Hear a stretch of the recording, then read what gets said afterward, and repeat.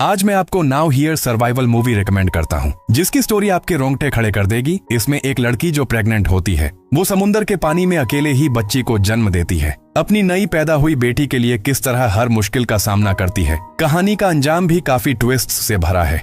पूरी फिल्म में एक भी बोरिंग मोमेंट नहीं है। कहानी शुरू होती है, खाने पीने की कमी के कारण स्पेन और आसपास के देशों ने एक खौफनाक एक्सटर्मिनेशन प्लान शुरू किया। शुरुआत में हुकूमत ने सभी बूढ़े लोगों को खत्म करने का हुक्म दिया। 7 महीने बाद निशाना बना बच्चों और प्रेग्नेंट औरतों का। फौज को हुक्म मिला कि उन्हें पैदा होने से पहले ही मार दिया जाए। जिंदा रहने के लिए लोगों ने अपनी सारी जमा पूंजी खर्च दी और जान की बाजी लगाकर इल्लीगल तरीके से दूसरे इलाकों में भागने लगे। निक और उसकी बीवी मिया भी उनमें से एक थे। एक एजेंट के जरिए रात के अंधेरे में वो एक कंटेनर में घुस गए। उस कंटेनर में और भी प्रेग्नेंट औरतें और बच्चे थे। एक औरत ने एक छोटी सी सुराख बनाई और उसमें से थोड़ी हवा आने लगी, जिससे अंदर की घुटन थोड़ी कम हुई। उस छोटी सी झरोखी से उन्होंने देखा दुनिया का एक दर्द भरा चेहरा।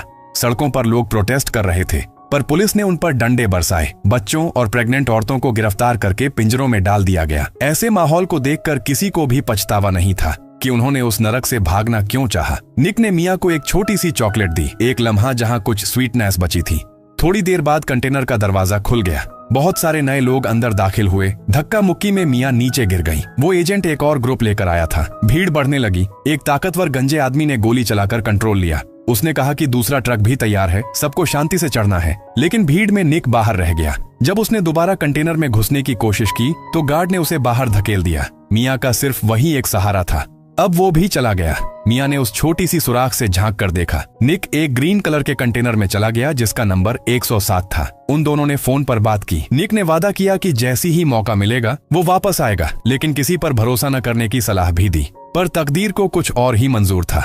ट्रक जब एक चेक पॉइंट पर रुका तो गंजे आदमी ने पेपर्स दिखाए, लेकिन फिर भी आर्मी ने कंटेनर की सख्त तलाशी लेना शुरू की। जब कंटेनर का दरवाजा खुला तो सामान एक तरह से सजा टकाया था, लेकिन ऑफिसर्स अंदर घुस आए। एक ऑफिसर हर कोने की जांच करता है। धीरे धीरे वो ट्रक के पिछले हिस्से की तरफ बढ़ने लगा, जहां सब लोग चिपक कर छुपे बैठे थे। तभी सीनियर ऑफिसर ने सिपाही को अंदर जाकर पोजीशन लेने को कहा और खुद बाहर आया। हर कदम गिनकर चलने के बाद एक जगह पर रुका और फिर गोली चलाने का आदेश दिया। गार्ड गोलियां चलाता है, लेकिन गोली के छेद उस जगह से काफी दूर थे जहां वो असल में खड़ा था। लेकिन अफसर को शक हो गया था। वो दोबारा कंटेनर में घुसा। उसने कोई हिंसा नहीं की, बल्कि अंदर छुपे लोगों को समझा बुझाकर बाहर आने को कहा। अफसर ने वादा किया कि वो इन अवैध प्रवासियों के लिए एक सुरक्षित जगह का इंतजाम करेगा, वरना सजा मौत थी। मिया को अपने पति की बात याद थी। उसने मौका मिलते ही एक लकड़ी के बॉक्स पर छुपने का फैसला किया, लेकिन जैसे ही एक लड़की ने वो पार्टीशन खोला, अफसर ने बिना किसी दया के उसकी जान ले ली। उसके बाद अफसर ने सभी छुपकर आए अप्रवासियों को मार देने का हुक्म दे दिया, लेकिन बॉक्स के ऊपर छुपी मिया किसी तरह बच गई। अफसर ने साइट क्लीन करने का ऑर्डर दिया और अप्रवासियों का सामान लूट लिया। जब तक कंटेनर का दरवाजा बंद नहीं हुआ, मिया ने अपनी सांस रोके रखी। जैसे ही दरवाजा बंद हुआ, उसने जोर से सांस ली और तुरंत निक को मैसेज भेजने की कोशिश की। उसने अपने पति को सतर्क रहने को कहा।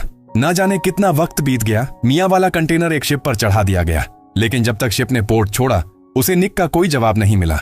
उसके पेट में छोटी सी जान थी। जब मिया एक कोने में बैठी थी, उसने देखा एक लकड़ी के बॉक्स के पीछे एक बैग रखा हुआ है। उसमें एक इलेक्ट्रिक सॉ, एक बोतल पानी, एक फोन और एक ग्लो स्टिक थी।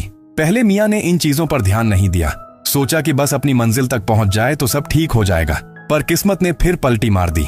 रात को अचानक समंदर में एक बहुत बड़ा तूफान आ गया। लहरें इतनी तेज थीं कि उन्होंने पूरे शिप को अंधेरे में उल्टा दिया और मिया बेहोश हो गई। जब वो होश में आई, उसका आधा शरीर ठंडे समंदर के पानी में था। उसने कंटेनर के होल से देखा तो सिर्फ अंधा समंदर था। कंटेनर के अंदर कुछ लकड़ी के बॉक्स तैर रहे थे। गोली के छेदों से पानी अंदर आ रहा था। मिया को तुरंत समझ आ गया कि उसे कुछ करना पड़ेगा। उसने सबसे पहले निक से संपर्क करने की कोशिश की, लेकिन मोबाइल स्क्रीन टूट चुकी थी और फोन अनलॉक नहीं हो रहा था। फिर उसे एक पीली टेप मिलती है, जिससे उसने छेद टेम्पररी बंद कर दिए ताकि पानी अंदर न आए। एक कोने में उसे एक चाकू भी मिला। फिर उसने कुछ बॉक्स खोले। एक बॉक्स में पूरा टिफिन सेट था, दूसरे में हुडीज भरी हुई थी। उसने अपने गीले कपड़े उतारकर हुडी पहन ली। एक और बॉक्स में 40 इंच का टीवी था और एक और बॉक्स था जो नए मॉडल के हेडफोन से भरा हुआ था। इधर उधर देखने के बाद भी कहीं कोई खाने का सामान नहीं मिला। सिर्फ एक लकड़ी का बॉक्स ऊपर लटका हुआ था, लेकिन वो उस तक नहीं पहुंच रही थी। तभी बाहर से जोर जोर की चीखने चिल्लाने की आवाज आई। मिया जल्दी से सुराख के पास गई और हैरान रह गई। सामने नंबर 107 का हरा कंटेनर था, वही जिसमें निक था। लेकिन ज्यादा देर नहीं लगी और वो कंटेनर पानी में डूब गया। मिया घबराकर अपना पुराना नोकिया फोन निकाली। अपनी सिम कार्ड डाली और अपने पति का नंबर मिलाया। पूरा एक दिन और रात कॉल करती रही, लेकिन कोई जवाब नहीं मिला। निराशा में डूबकर उसने सब कुछ छोड़ देने का सोचा और छुरी अपने कलाई पर रख दी। लेकिन तभी उसके पेट में जो छोटी सी जान थी, उसने जोर से लात मारी। उस पल ने मिया को जीने की उम्मीद दिलाई। ये मिया का दूसरा बच्चा था। उसकी पहली बेटी मर चुकी थी। मिया ने अपनी बेटी की फोटो देखी और उसके दिल में गिल्ट और जुदाई का दर्द भर गया। अब उसने ठान लिया कि अपने होने वाले बच्चे के लिए कुछ भी करेगी। मिया कंटेनर के सबसे ऊपर के हिस्से में जाकर सो गई। थोड़ी देर बाद समुंदर का पानी अंदर आया और उसकी नींद टूट गई। घबराहट में वो एक तरफ छुप गई। तभी वो लकड़ी का लटका हुआ बॉक्स नीचे गिर गया और पानी तेज रफ्तार से अंदर भरने लगा। कुछ ही सेकंड्स में मिया डूबने लगी और सांस लेना मुश्किल हो गया। फिर एक और बुरा सपना।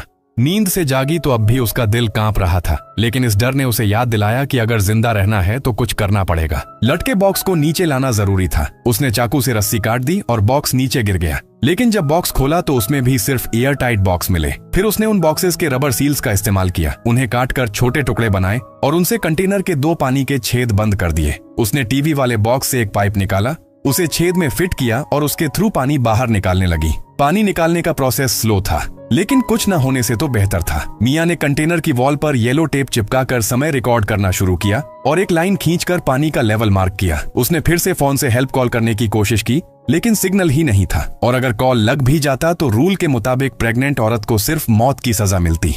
मिया ने अपना बैग दोबारा चेक किया।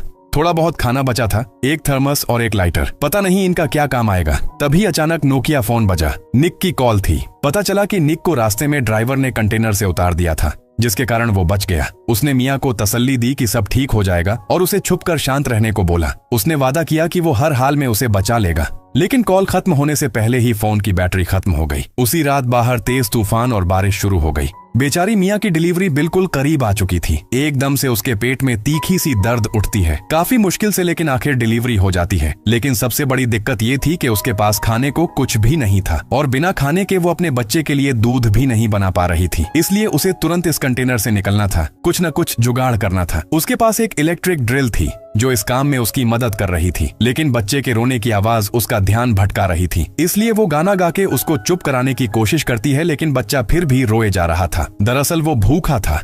अभी सबसे जरूरी काम था कंटेनर को तोड़ना, पर जैसे ही आधा काम किया ड्रिल बंद हो गई। अब उसके पास भागने का कोई जरिया नहीं बचा था। अपने हाथों से वो लोहे का कंटेनर नहीं खोल सकती थी और तो और उसके पास बची हुई 2 बॉटल्स पानी भी लगभग खत्म होने वाली थी। ये सब देख के उसके अंदर फ्रस्ट्रेशन उठाई। गुस्से में उसने चीजें तोड़नी शुरू की। तभी एक गलती से उसके हाथ एक छुरी लगती है। उसको देख के थोड़ी उम्मीद जगी, लेकिन ये इलेक्ट्रिक ड्रिल जितनी पावरफुल नहीं थी। काफी देर तक कोशिश करने के बाद भी कुछ खास नहीं हो पाया। उलझन के साथ हाथों पे घाव भी हो गए। पानी न मिलने की वजह से उसका शरीर कमजोर हो गया था। तभी एक अजीब सी आवाज बाहर से आई। डर के मारे वो छेद के पास जाकर देखती है और तभी एक बड़ी सी पूंछ उसके पास से गुजरती है। एक व्हेल थी। उसकी दहाड़ से बच्चा भी जाग जाता है। वो एक हाथ से बच्चा संभालती है और दूसरे हाथ से लकड़ी लेकर कंटेनर पे मार मार के जोर से चिल्लाती है ताकि व्हेल भाग जाए। व्हेल शायद समझ गया और धीरे से वापस समुंदर में चला गया। ये वही व्हेल था जो बाद में उस माँ बेटे की जान बचाएगा। हालांकि उसने कंटेनर का छेद बंद कर दिया था, लेकिन समुंदर का पानी हर जगह घुसने लगा था। धीरे धीरे पानी का लेवल बढ़ने लगा। उसे तुरंत निकलना ही होगा। पर तभी उसकी छुरी भी टूट गई। उसका फोन भी डैमेज हो गया था, इसलिए अनलॉक भी नहीं हो रहा था। किसी से कांटेक्ट भी नहीं कर पा रही थी। पानी भी पूरा खत्म हो गया। सख्त प्यास की वजह से उसका दिमाग स्लो होने लगा। होश और बेहोशी के बीच अटक गई और कंटेनर के अंदर पानी चढ़ रहा था। कंटेनर के अंदर समुंदर का पानी देखकर उसके दिमाग में अचानक एक आइडिया आया। उसने बिना सोचे समझे आधी बोतल पानी भर ली। अगर उसने वो पानी पी लिया होता तो अंजाम बुरा हो सकता था। अच्छा हुआ कि उसकी अक्ल उसकी भूख और प्यास पर भारी पड़ी और उसने पानी नहीं पिया, बल्कि अपने सिर पर डाल दिया। लेकिन जब उसने देखा कि लोहे की चादर पर पानी के बूंदें टपक रही हैं और वो तुरंत उन्हें चाटने लगी, पर इस तरह से प्यास नहीं बुझी, तो उसने एक एक बूंद इकट्ठी करनी शुरू की और बोतल में भरने लगी। पानी में झंग का टेस्ट था, पीने लायक नहीं था और थोड़ी देर में उसकी तबीयत खराब होने लगी। उल्टी जैसी फीलिंग आई। इसी दौरान जब वो भूख और प्यास से बेहोश होने लगी तो उसके चेहरे पर कुछ बूंदें टपकती महसूस हुई। धीरे धीरे उसने आंखें खोली तो देखा कि बारिश का पानी उस छेद से आ रहा था जो पहले ड्रिल मशीन से बनाया था। यह देखते ही वो तुरंत खड़ी हो गई और बारिश का पानी पीने लगी। जब प्यास बुझी तो उसने खाली डब्बे इकट्ठा किए और सब में पानी भरना शुरू किया, क्योंकि यह मीठा पानी उसके जिंदा रहने की उम्मीद था। छोटी सी कोला की कैन भी काम आई, लेकिन जब वो कैन खोलने लगी तो एकदम से रुक गई। उसे याद आया कि पहले जब ड्रिल मशीन से लोहे की चादर काट रही थी तभी बैटरी डेड हो गई थी। यह कैन देखकर उसके दिमाग में एक आइडिया आया। बेबी को ठीक से सुलाकर उसने एक लंबी रस्सी लोहे की चादर के एक कोने से बांधी और दूसरी साइड से पकड़कर जोर लगाकर खींचने लगी। जैसे वो चादर टूटी, उसने अपना पूरा वजन डाल दिया और माँ होने की ताकत दिखाई।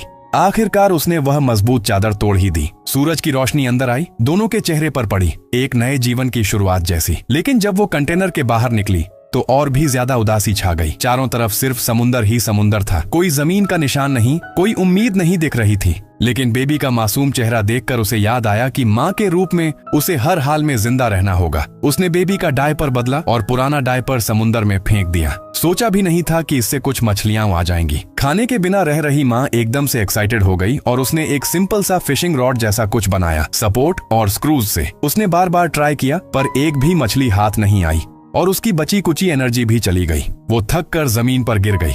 भूख और थकान ने उसे हिला दिया। तभी अचानक उसने ऊपर आसमान पे एक प्लेन उड़ता देखा। तुरंत वो जोश में आ गई, कंटेनर के अंदर भागी। फिर उसने रॉड से टीवी तोड़कर एक शीशे का टुकड़ा उठाया। कंटेनर से बाहर निकलकर उसने तुरंत शीशे और सूरज की रोशनी से प्लेन को सिग्नल देने लगी ताकि प्लेन वाले उसे देख सकें। पर उनके बीच का फासला इतना ज्यादा था कि प्लेन में कोई भी उसे देख नहीं पाया। तभी उसकी नजर एक बॉक्स पे रखे हेडफोन पे पड़ गई। उसके दिमाग में तुरंत एक आइडिया आया कि हेडफोन वायर से एक मछली पकड़ने वाली जाली बनाई जाए। उसे यकीन था कि इसमें मछली जरूर फंसेगी। अगली सुबह वह कंटेनर के ऊपर चढ़ी। उसने बहुत संभल कर फिश नेट को पानी में डाला और बेबी का डायपर फेंका और वाकई थोड़ी देर में मछलियां आ गईं। जैसे ही एक बड़ी मछली नेट के अंदर आ गई, उसने परफेक्ट टाइमिंग से जाल को खींच लिया। कई दिनों बाद उसने पहली बार कुछ खाया। जाली मिलने के बाद खाने का इश्यू टेम्परेरीली सॉल्व हो गया था, लेकिन कंटेनर में गोलियों के छेद से पानी अंदर आता जा रहा था, इसलिए हर कुछ वक्त बाद उसे पानी निकालना पड़ता था। वहां से निकलने के लिए उसने बहुत सारी हेल्प लेटर्स लिखी और लंच बॉक्स में डालकर समुद्र में फेंक दिए, इस उम्मीद में कि कोई शिप उसे देख ले। चांस कम था पर फिर भी यह करना जरूरी था। अकेले होने पर वह समुद्र के उस पार देखती थी, अपने पति को याद करती। जब बात करने वाला कोई नहीं होता तो वह बेबी को अपने बचपन की कहानियां सुनाती थी। कैसे उसकी मुलाकात पापा से हुई, कैसे वह जंग से बची। सोते हुए बेबी को देखकर उसने कसम खाई कि चाहे एक दिन का जीवन बचे लेकिन वह कभी हिम्मत नहीं हारेगी। फिर उसी रात उसके पति का फोन आया, पर फोन एक फाइनल गुड बाय था। भागते वक्त वह एक कंटेनर में छुपा था और उसे गोली लग गई थी। अब उसका बचना मुश्किल था, इसलिए वह मिलने नहीं आ सकता था। यह सुनकर वह रोती हुई उसे अपने बच्चे के पैदा होने की खबर देती है और उससे कहती है कि प्लीज हिम्मत मत हारना। उसने अपने दर्द को दबा के फोन बेटी के पास रख दिया ताकि उसका पति आखिरी बार अपनी बेटी की आवाज सुन सके। वो अपनी बच्ची से बातें करता है, लेकिन धीरे धीरे उसकी आवाज कम होने लगी और फिर पूरी तरह से गायब हो गई। मियाँ समझ गई कि अब वो नहीं रहा। ये सोचकर वो जोर जोर से रो पड़ी, लेकिन उसे मजबूत भी रहना था क्योंकि उसकी और बच्चे की हालत भी कुछ खास अच्छी नहीं थी। कंटेनर के अंदर पानी का लेवल क्रिटिकल पॉइंट तक पहुंच गया था। नीचे रहना नामुमकिन हो गया था। माँ और बेटी मजबूरन बाहर शिफ्ट हो गए। उसने स्पंज वाली लकड़ी पानी में डाल दी। पानी सोखने के बाद उसे वापस खींच लिया। फिर लंच बॉक्स को उल्टा करके उस पर रख दिया ताकि डिस्टिलेशन से पीने लायक पानी मिल सके। वो काम भी कर रही थी और बच्चे का ध्यान भी। फिर एक दिन एक सीगल वहां उड़कर आई। जहां सीगल होती है वहां जमीन दूर नहीं होती। मियाँ बहुत खुश हुई। रात भर एक सैल बनाई ताकि सफर तेज हो सके। लेकिन तभी कंटेनर पानी के प्रेशर से टूट गया और बहुत सारा पानी एकदम अंदर आने लगा। अब ज्यादा वक्त नहीं था। उनकी जिंदगी का सहारा वो कंटेनर अब डूबने वाला था। वो पानी में उतर गई ताकि लीक को बंद कर सके, लेकिन उसके पैर नीचे एक रस्सी में उलझ गए। उसके पास कोई ऑप्शन नहीं था। वो डुबकी लगाकर रस्सी खोलने की कोशिश करने लगी, पर वो रस्सी जैसे मौत की डोर बन चुकी थी जो उसके पैरों को जोर से जकड़ चुकी थी। वो जितनी भी कोशिश करती वो नहीं खुल रही थी। हर कुछ देर में उसे सांस लेने के लिए ऊपर भी आना पड़ता था। लेकिन जब कंटेनर पूरा भर गया, उसी वक्त जिसमें बेबी को रखा था, छोटी सी लकड़ी की नाव, वो भी पानी के झटके से बह गई। जल्दी ही कंटेनर पूरा डूब गया। अच्छा ये था कि उसके पास एक छुरी थी। अपनी आखिरी सांस से पहले उसने रस्सी काट दी और बिना वक्त गंवाए वो ऊपर तैरती हुई निकली। पर जब वो बाहर आई तो बेबी कहीं भी नहीं था। वो घबरा गई और इधर उधर देखने लगी। जब वो कुछ समझ नहीं पा रही थी तब वही पहले वाली व्हेल वापस आ गई। वो व्हेल को देखकर डर गई और भागने लगी, लेकिन व्हेल ने उसे कोई नुकसान नहीं पहुंचाया, बल्कि व्हेल सीधा उस छोटे लकड़ी के छतरी तक आया जहां बेबी था। व्हेल ने बहुत सारी पानी की बूंदें बेबी पे गिराई और बेबी तुरंत रो पड़ा। बेबी की चीख सुनकर मियाँ का ध्यान तुरंत उस तरफ गया। वो तेजी से वहां तैरती हुई गई। आखिरकार उसने छोटी लकड़ी के छतरी को देखा। ये सब होने के बाद व्हेल शानदार तरीके से चला गया। उसकी मदद से माँ और बेटी सफल रूप से फिर से मिल गए। जल्दी ही सूरज फिर से उगने लगा। मिया अपने सर्वाइवल बोट में बैठी हुई समुंदर में तैर रही थी। अपनी आखिरी ताकत लगाकर मछली के हड्डियां पानी में फेंकी ताकि समुंदर के गल को अट्रैक्ट कर सके। तभी बहुत सारे समुंदर के गल उसकी तरफ आने लगे जो उसके और बेबी के ऊपर घूम रहे थे। ये मंजर आसपास मछली पकड़ने वाले जहाजों को भी अट्रैक्ट कर गया। लड़की ने अपने पिता से कहा कि बोट की पूरी रफ्तार से समुंदर के गल के पास जाए। सब मिलकर बेबी को बोट में ले आए। बच्चे को देखकर सब हैरान हो गए। लड़की ने बेबी का तापमान चेक किया, फिर उसने एक रस्सी देखी। उन्होंने रस्सी पकड़कर खींचा तो मिया बाहर आई, लेकिन मिया का रंग पीला पीला था। लड़की ने जल्दी से मुंह से सांस दी और आखिरकार मिया को मौत के किनारे से बचाया गया। मिया ने आंखें नहीं खोली पर इशारा किया कि वो अपने बेबी को गोद लेना चाहती है। जब मिया ने आंखें खोली और हकीकत देखी तब समझा कि वो सच में जिंदा है। फिर उसने लड़की के बेटे को देखा, तब उसको यकीन हुआ कि ये सपना नहीं है और वो रोने लगती है। इस मुश्किल जिंदगी के सफर ने मिया को जिंदगी की नाजुकता और मजबूती का गहरा एहसास दिलाया। साथ ही उसने कुदरत की ताकत और दया भी महसूस की। अब वो अपनी जिंदगी दोबारा शुरू करेगी, मुस्तकबिल का सामना मजबूती से करेगी, अपने पति निक को हमेशा याद रखेगी और अपनी बेटी नोया के लिए आगे बढ़ेगी।